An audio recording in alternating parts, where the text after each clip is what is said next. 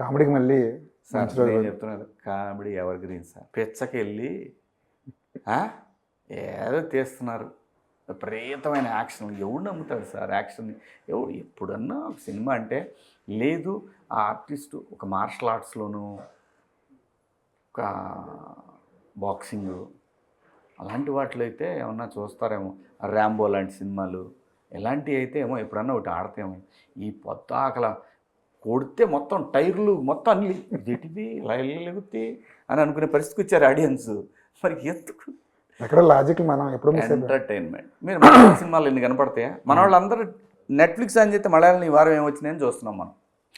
ఇప్పుడు ఈ సీజన్లో అంటే గడిచిన ఒక 5-6 ఏళ్లలో మన వాళ్ళు కూడా అలా న్యాచురల్ ఫిల్మ్స్ తీయడానికి అలవాటు పడ్డారు. అవి ఆడుతున్నాయి. లైక్ కోర్టు కావచ్చు, లైక్ మొన్న వచ్చిన రాజు వెడ్స్ రాంబాయ్ కావచ్చు. ఇంకా అలా సొసైటీకి ఆ రూరల్ డ్రామాలు, ఇప్పుడు కమిటీ కుర్రాళ్ళు, లాస్ట్ ఇయర్ కమిటీ కుర్రాళ్ళు, విలేజ్ బ్యాక్డ్రాప్ సినిమాలు విపరీతంగా వస్తున్నాయి. ఏంటి అంత న్యాచురల్గా ఉండే ఫిల్మ్స్ దగ్గరికి వెళ్తున్నాయి.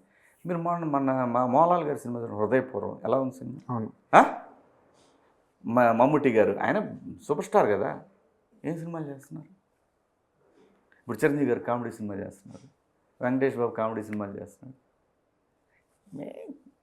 కామెడీ ఒక చిన్న 4 పాటలు, వాళ్ళకి కావాల్సిన రిలాక్స్గా ఉండాలి. ఆడియన్స్ చూసేవాళ్ళు థియేటర్కి వచ్చామా ఎంజాయ్ చేస్తూ ఉంటాడు, చిరంజీవి గారిని చూసుకుని వాడే అనుకుంటాడు. అది కావాలి వాళ్ళకి.